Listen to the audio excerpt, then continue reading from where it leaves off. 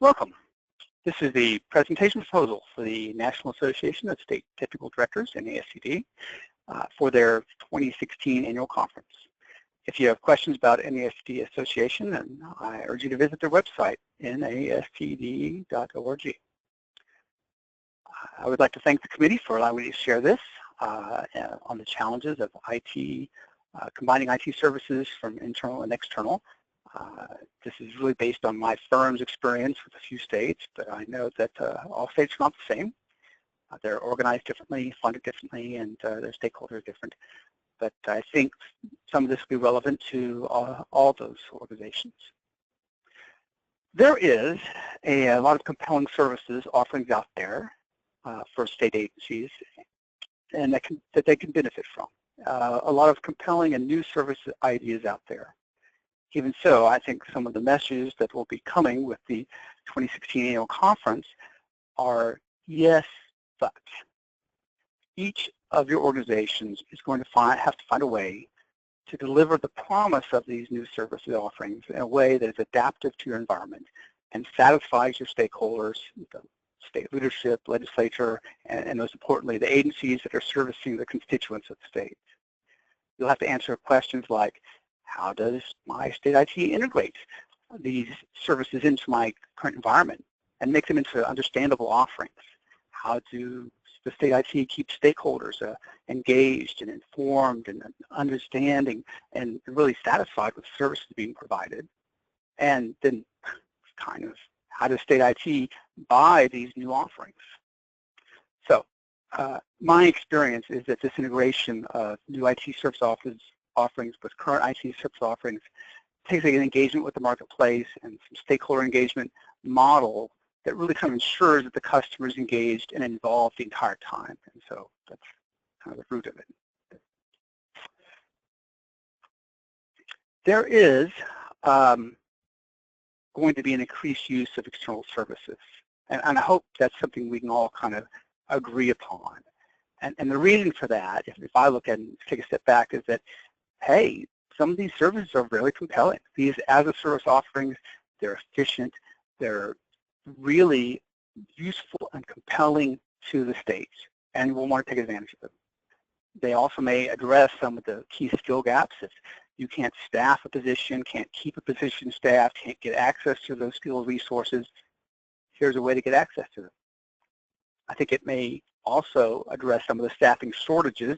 I love the term, the silver tsunami, that this organization put out a while back, and that's a common problem. And using more services will help or may help address those things. And then finally, keeping the pace of change in technology. If you can't build a solution, if you can't bring that solution to bear from your internal organization, you can buy that solution as a service online and bring it sooner and quicker. And maybe the states can do better job keeping up with the latest technology. So hopefully all that makes sense and agreeable. So what? The central IT groups then are going to be buying more services in the future. And those services are not commodities. They're not simple things to buy. You can't pass it off to your procurement group and say, hey, go buy me a dozen pencils. It won't. They won't be able to evaluate, create compelling RFPs, other pieces. The offers also differ from provider to provider, and the terminology is confusing. And the services are not well understood. The customers and the clients, they hear, hey, it's all in the cloud, it's all okay. I can get these services just as well as anyone. They're not completely understood by our overall user base. I think as much as there is an Internet of Things growing out there, there's an Internet of Services that is growing in the market, and growing in market presence, and growing in acceptance. And that just as there's complexity in the management of access and data for all the devices that seem kind of overwhelming, there's also a complexity of managing and supporting the myriad of services that are based in the Internet that also may seem overwhelming. So, what are the challenges? First, purchasing. There's a competitive procurement process the states go through. That's how the states buy the buy things that is not readily adaptive or familiar with these offerings. Yeah, and so procurements need to adapt and change. This is not to say that the state procurement is going to go away, because that's not going to happen. But procurements can be run fairly in an audible fashion, and at the same time be solution-oriented, communicative, and flexible. There's also more engagement with the marketplace. The services differ. The people who understand those services are the vendors, and to get that knowledge, the state and through the procurement process has to engage with them more. There has to be better communication. So the challenging managing stakeholders. The stakeholders think it's easy, that they can just do it, turn it on, make it happen. And that they're not wrong for thinking that, because all the salespeople are out there telling them that. And yet, yeah, you can turn a server on in less than 30 minutes and have it available to you. But then you kind of say, all right, who's patching that server? Who's loading your app? Where does your data live? How is it all secured? How is it going to pass audit? Where do the licenses come from, and how those accounted for? I mean, there's this myriad of IT management questions that kind of fall behind that, which the provider, Jerry, said, hey, I stood it up in less than 30 minutes. It's available to you. Use it. And it doesn't answer all those other things that stakeholders might not readily be thinking about. There's also the use of those services, how they bring them, how they order them, how they provision them, how they're invoiced, how any kind of chargeback pieces work, how they're accounted for. There's a lot of other things that are not fully understood that the stakeholders just have to be brought along. And who's going to bring them along? It's the central IT groups. And finally, probably the biggest challenge is these diverse service offerings. They are very different, and they're built efficiently and effectively, and they cost efficiently. That doesn't mean they're commodities. They're cost efficiently because they do it well, and they do it one way. Well, that doesn't necessarily fit the way your current operations are. You can say no to these operations. Say, hey, business, you can't have these, and a la Murdoch, the preventer of IT. Or you can say yes and deal with this proliferation of services. And in the end, the customers, the agencies are going to be protected from this complexity. They think it's simple, and they should be able to have it simple. And I think if you think about the way you engage these services and have a thoughtful way, all right, here's how we'll bring these in, it can be simplified more for the customers. But it's going to be challenging having a diverse set of service offerings and bringing them in at the normal stately pace of government. All right, so I could stop there and say, all right, these were the challenges. This is my topic, but we do have some advice. We have some experience in these areas. We've worked with a few states on these. And so here's some kind of thoughts about what we would suggest for these kind of challenges. And it's pretty simple. Consulting, ready, set, go, plan, execute, evaluate. It's engage, procure, build. Engage your stakeholders more. Engage the marketplace more. Work through the procurement process to communicate more. Work through the procurement process to empathize, think like the vendors, get better at competition, and then build a framework for integrating. Think about how you're going to integrate all these different services in, and then build governance. Build that governance. Think about how you're going to get the governance to protect services, to enhance the services, to grow these services, to continue to meet your need, and to protect the agreements you put in place. So I've got a little bit of a follow-on, but that's the whole spiel of what I'm going to tell you. Stakeholders. So engaging the stakeholders early helps build their awareness of the services and kind of redirects their understanding. And it's really easy to sit back as central IT and say, no, we're the professionals. We know this marketplace. We've talked to these vendors. Here's how it is. And yet, having the customers at the table with you throughout is really compelling. It is easy to sit and say, I got it, Mr. Customer, and they probably will let you have it. But in the end, they're not going to be as satisfied as if they were there with you, building the RFP, building the evaluations, building implementations, and running it long term. And keeping your customers close is a strategy that I've seen be very effective over and over again. And it's hard to describe why it goes through this pain of having them there, but it is important. The other thing is it inspires confidence in the vendors. They know that the real users of the services are the agencies, and those agencies are the people who have other funding and other opportunities. And when they see them involved, their confidence level goes up. And when their confidence level goes up, their engagement goes up, their competitiveness goes up, the service you get will go up.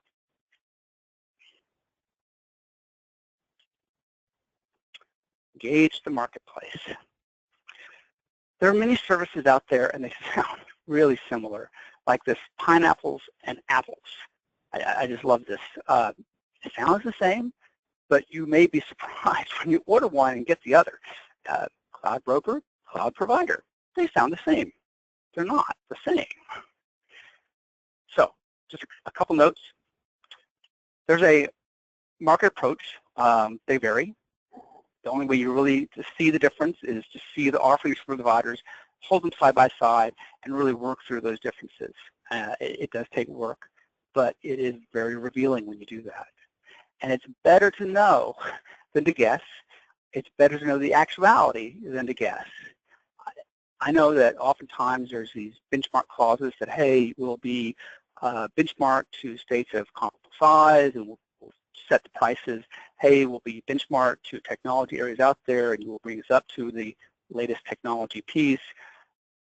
This has just not been very effective in my experience. I just don't seem to drive the right behavior. We provide benchmarking as a consulting. We call and get open records, and we do all this compilation of data, and we pull these things in, and I can tell you it's not apples and apples out there. It's apples and pineapples, and you cannot compare these services. I've seen benchmarking results from other firms, not me, $4 for per device to $20 per device, and you, Mr. Customer, are in the range at $12.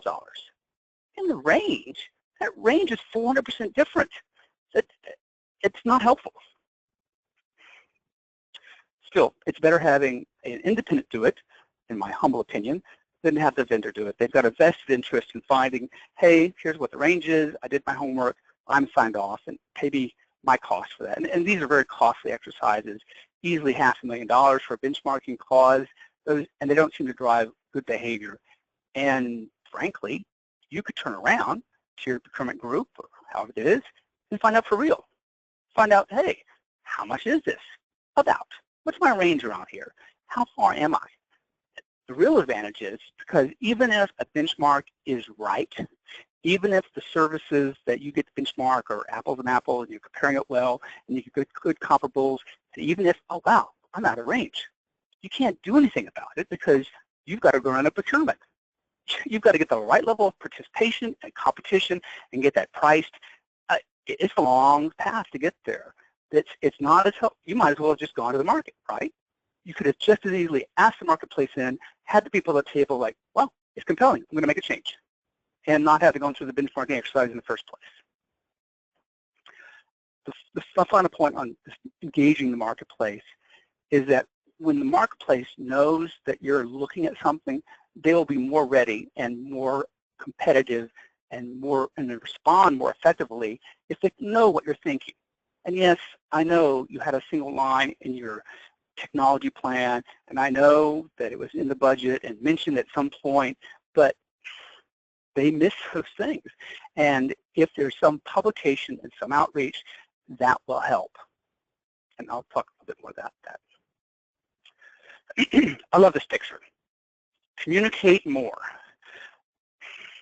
It often feels like we're whispering through a wall, whispering at a crack, whispering our requirements through the little hole, and then the vendor on the other side interprets those requirements in some kind of odd kabuki shadow dance, and we wonder what the crazy proposal to come back. Don't think that everybody's watching you. Yes, I know you're the state, and I know that salesperson said that your RFP is very important to them and they're watching. That they don't watch as closely as you might think. and lots of things go by, and especially these new services from new providers out there, they're not the same.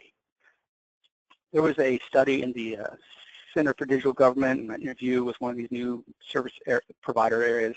He said, all right, are you interested in the business of state government? And he said, about as interested in their business as they're interested in my business. Which went to say, not at all. Got no idea what this market like in the state. You guys, you're valuable clients. This is a valuable marketplace, and you need to let them know that there's opportunities here in state government. Market your opportunities. Do you know what many states market, how they market? I've got NIGP codes. My business group, the IT group, they select an NIGP code that's appropriate for this. They can select up to 5, and I send notices out to all the registered vendors. That's not going to help. Certainly not for these new guys or new offerings in the marketplace. They don't know what NIGP means. They don't know how the states go. There needs to be an outreach and communication to get better competition. This competition is a bit of a cliche, of course. Yes, every project I've ever been with has failed, and yes, I've had some failures. You can attribute to bad communication. You say, oh, boss, why'd I fail? Well, poor communication. But that's not okay. It really shouldn't be okay. Communicate better. The other thing is states have constraints. I mean, there are really actual laws and rules and policies that you have to abide by. Let the market know what those are. And don't tell them, hey, I've got this mandatory, you need to meet my mandatories, and if you don't meet them, you're disqualified. Just tell them about your constraints. Let them know and understand your limits, and give them a chance to innovate. They may come back and say, oh, I see what you have there. I can solve that and still give you an efficient and effective solution.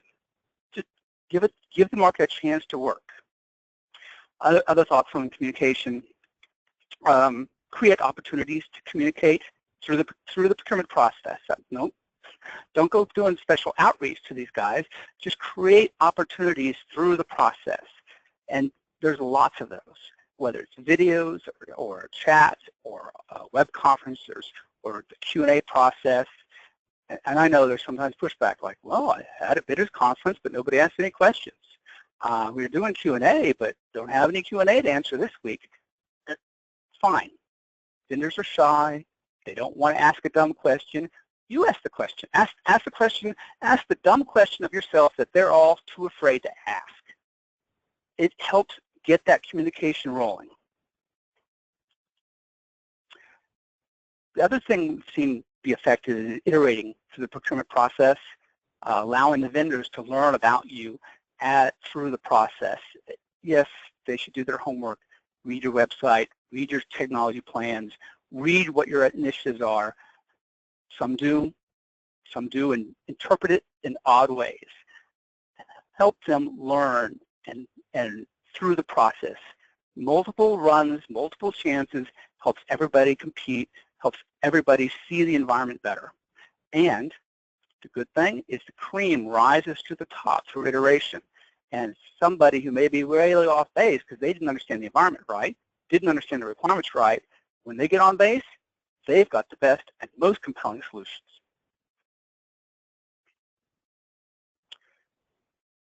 One of the things we work with clients on is helping them put the vendor hat on. And there's just a few things here. Vendors need to justify their pursuit dollars.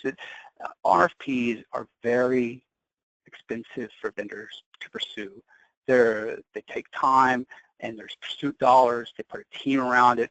These things are costly, and help them. Give them information that they can take back to the internal management saying, yes, this business is worth pursuing. Look at this opportunity. Give them an opportunity size. Hey, this opportunity is worth pursuing. They've got executive commitment. Hey, this pursuit is worth doing because we are getting these good strokes and we are seeing where we are more than competitive.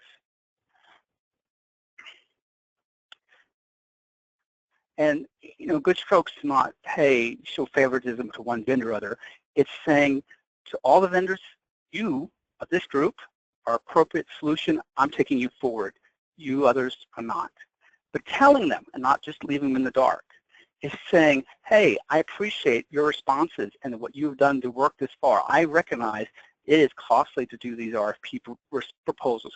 Hey, I know it's costly and a long and marathon to do these proposals. Help them see that you value them. Help them see their path to success. One of the things I know that comes back and we say, yeah, we got this RFP. How long do you think the vendors can respond? I mean, a couple weeks? They're just going to pull the information off the shelf, cut and paste from another proposal, put it in place. It just really doesn't work that way. And yeah, they are going to cut and paste the proposal from some other piece. And yeah, they're going to just bring the solution off the table, and they are going to try to plug in the pricing that they use in other places. And it's going to be cookie cutter in some ways, but other ways it's not.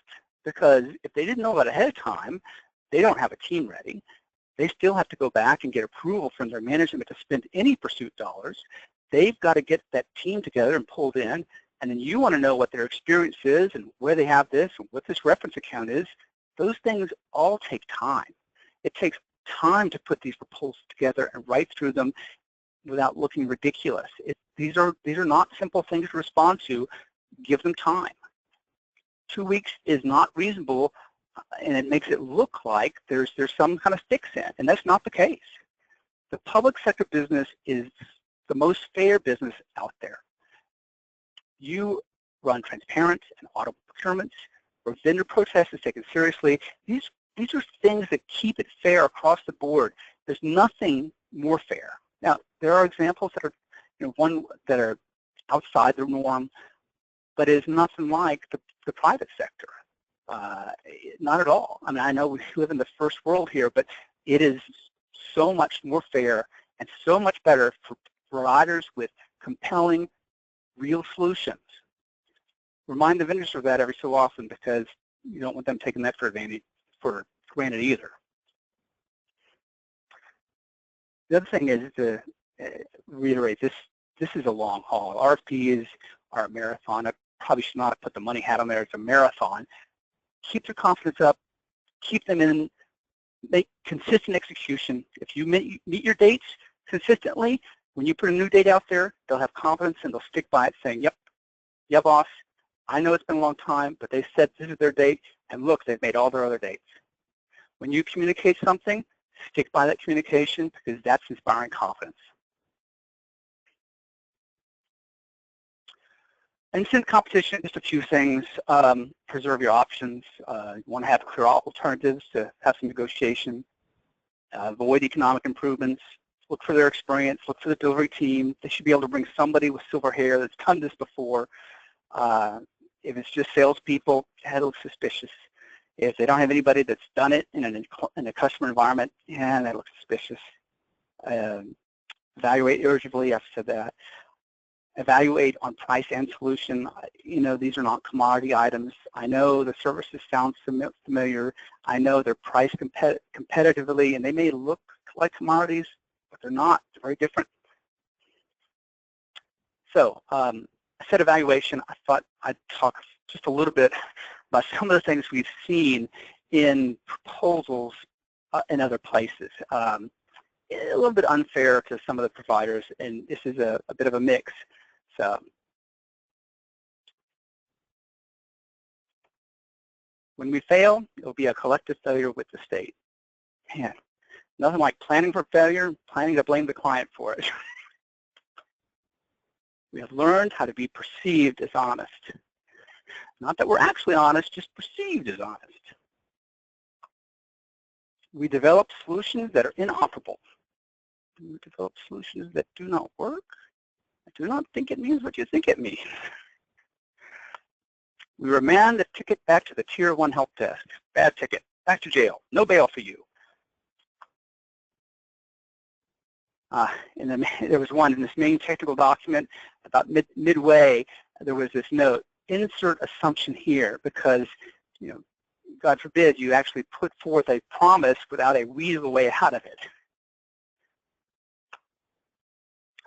And one of the providers put forward a document and said, oh yes, you need to read this other document that I'm submitting to you.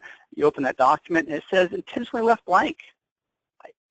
You can't make these up. And frankly, I've got a dozen more, but they are funny.